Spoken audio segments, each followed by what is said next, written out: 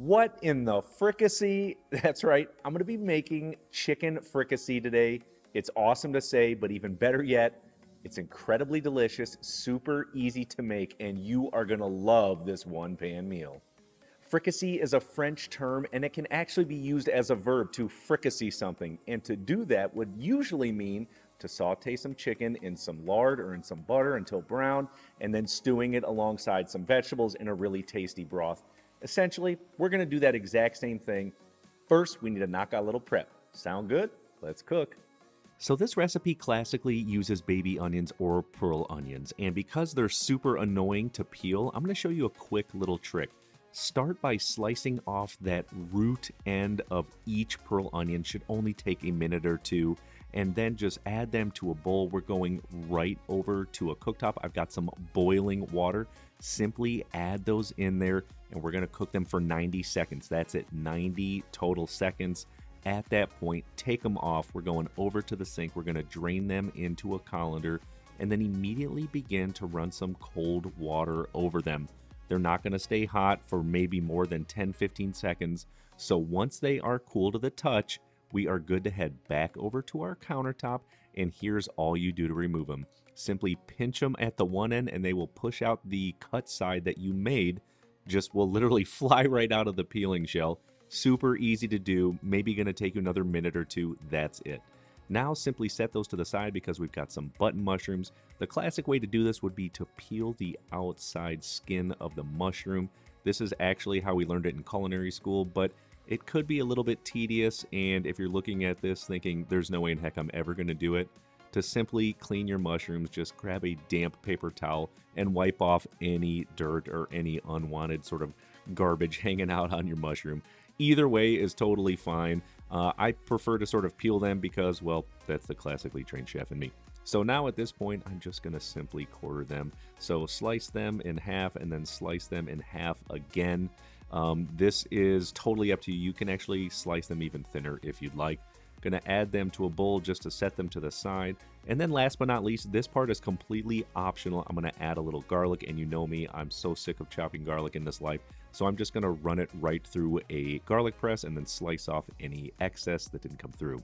And let me stop and say this. Yes, while classically it's just pearl onions and button mushrooms, make this work for your family. You want more vegetables for them? Add in carrots, celery, zucchini, butternut squash. I can't say enough. Make it work. Use what you got. Add it in there. It will be delicious in the end. Don't stress about it. And then when it comes to the pearl onions, yeah, you can absolutely just use a white or yellow onion. Slice it up and use that. You don't have to go through all the procedures to peel the pearl onions. Just use a sliced one. Trying to make it easy for you. Now, I'm going to go ahead and pull out my completely broken down whole chicken. If you want to see how to do this, definitely check out my roast con pollo video. I've got skin on breasts, drums, thighs, and wings. no, you don't even have to break down a whole chicken in this recipe. Maybe you just like thighs or just like drums or just like chicken breasts. Skin on, skin without. It is up to you. Pull out what's in the freezer. Go see what's on sale at the grocery store. Just get some chicken cuts that you and your family like and use it. Okay. So go ahead and season up each side generously with sea salt and, of course, some fresh cracked black pepper. Once it is seasoned up, I'm going to take it right over to my cooktop. I've got a gigantic cast iron skillet. You can use a Dutch oven if you like, completely up to you. Let's go ahead and add in some unsalted butter. Always make sure it's unsalted. You want to control the salt content. As soon as it's melted, we're going to add the chicken in, skin side down, because we want to get that nice and browned up on each side. We're maybe, and I mean maybe, looking at 3 to 4 minutes per side on medium high heat. Again, we're not looking to cook them all the way through. We just want a perfect sear mark on each side. Let's go ahead and take a look, and yeah, that's pretty dope, my friends. Looks super good. Perfectly golden brown. We're going to cook them again just for another 3 to 4 minutes. Once they are brown on both sides, just simply take it out. We're going to set it to the side on a plate. Totally cool. If it's not cooked through, again, don't freak out about this. We're going to come back to this just in a few minutes. Now head back over to your burner where that cast iron skillet is. Turn the heat down to low. We're going to add in those pearl onions, followed up with the sliced button mushrooms.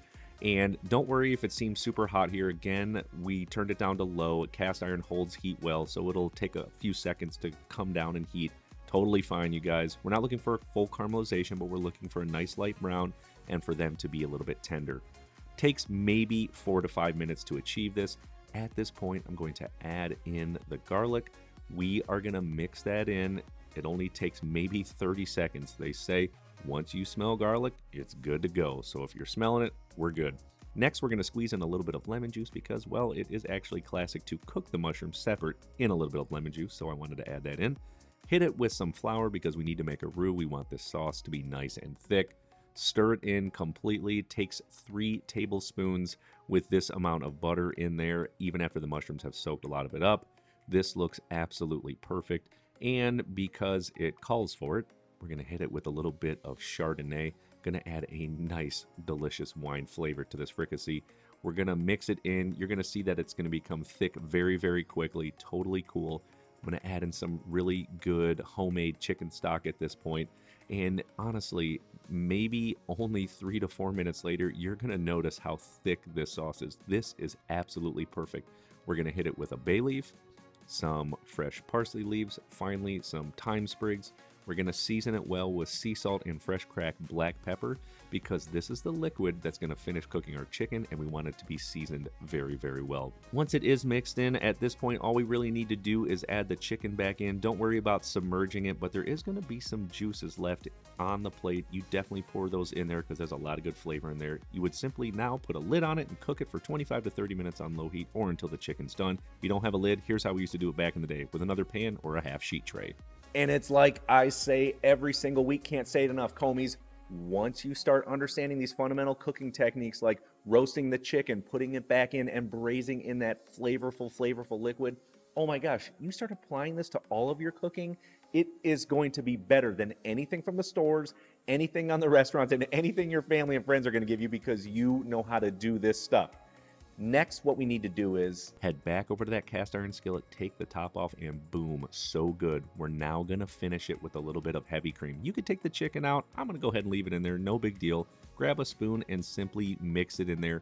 You're going to have this absolutely beautiful, delicious, and you better taste it at this point because it is insanely tasty. Perfect, creamy mushroom sauce.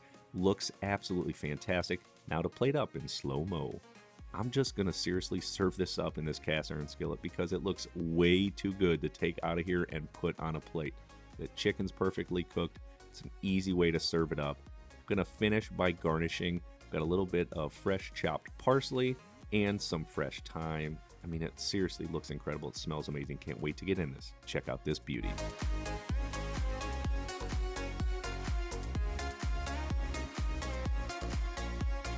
so delicious, so easy to make. Start practicing these techniques. You can do it.